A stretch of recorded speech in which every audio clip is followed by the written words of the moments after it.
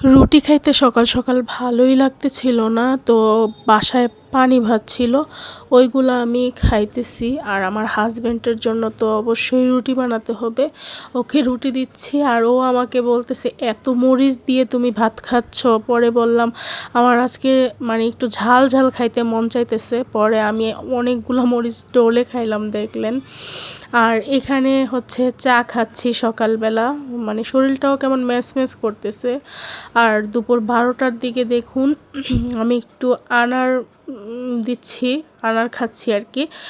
আর হচ্ছে আমার হাজব্যান্ডকে দিচ্ছি, মানে ওকে একদম খুলে চামিচ দিয়ে দিতে হয়। আর আমার মুরগিগুলো না আমাদের মতো আনার খায়, যেটা খাই সেটাই খায়।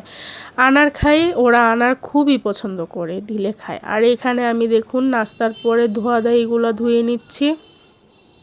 আসলে বেসিংয়ে ধোয়াধাই থাকলে রান্নার আগে আমার কেন জানি রান্না করতে ভালো লাগে না, আর কাজ করতেও ভালো লাগে না।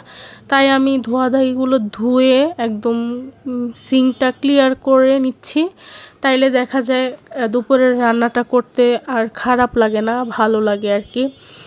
তো কালকে তো আপনাদেরকে দেখাইলামই, আমি উস্তাবাজি করেছিলাম, আমার হাজব্যান্ড খাইতে চায় না, জোর করে একটু দিছিলাম, তো ওইটা তাও আবার একটু রয়ে গেছে।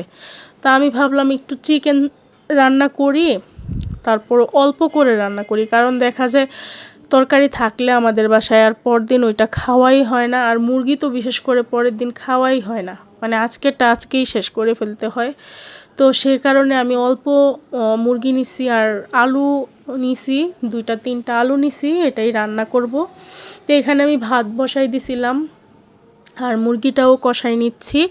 তো কষিয়ে নেওয়ার ফাঁকে আমি হচ্ছে যেই সকালে রুটিগুলো বানিয়েছিলাম, রুটিগুলো ফ্রিজে রেখে দিলাম। এর ফাঁকেই আমার হাজব্যান্ড একটা একদম গরম গরম পাউরুটি এনেছে, লাইভে ওকে নাকি পাউরুটিটা বানিয়ে দিয়েছে।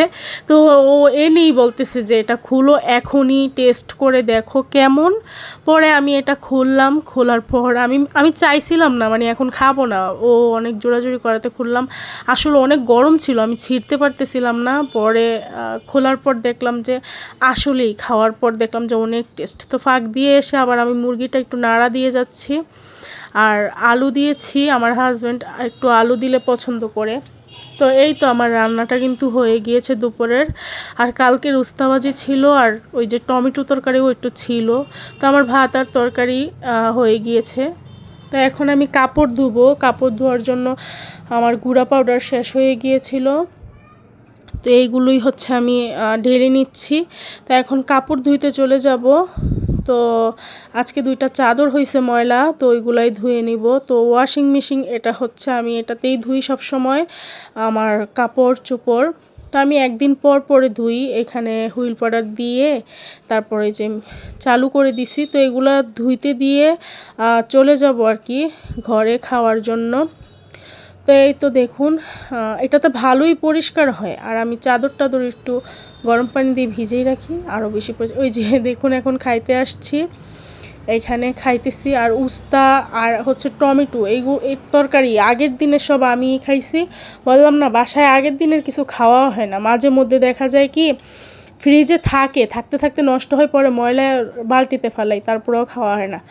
তো এই তো খাওয়ার পর দেখুন এখানে যে সালাদগুলো ছিল, শশাগুলো আমি বসে বসে খাচ্ছি, কারণ শশা খেলে তো ভালো। তারপরে এগুলো আমি খাচ্ছি, আর পরে আর খাওয়া হয় না। আর খাওয়ার পর ওই যে বললাম না কিছু না কিছু খেতেই হয়, আমার হাজব্যান্ড এখানে বিস্কুট নিয়ে খাচ্ছে। আর সন্ধ্যায় এখানে আজকে একটু আদার চা করছি। অনেক ঠান্ডা লেগে আছে, কারণ গলা অনেক ব্যথা, তো আদার চাটা খেলে দেখা যায় গলার ব্যথাটা একটু কমে। তো এখানে আদার চা খেয়ে নিলাম। আর এরপরই আবার আমার ভাগ্নির ছেলে আসছিল, ও আর আমি হচ্ছে আইসক্রিম খাচ্ছি। ও বলতেছে কাপ আইসক্রিম খাবে, তো আমি চকবার খেলাম। তো আজকে এতটুকুই, আবার কথা হবে অন্য ভিডিওতে। আর আমার ভিডিওগুলো কেমন লাগে অবশ্যই কমেন্টে জানাবেন। আল্লাহ হাফেজ।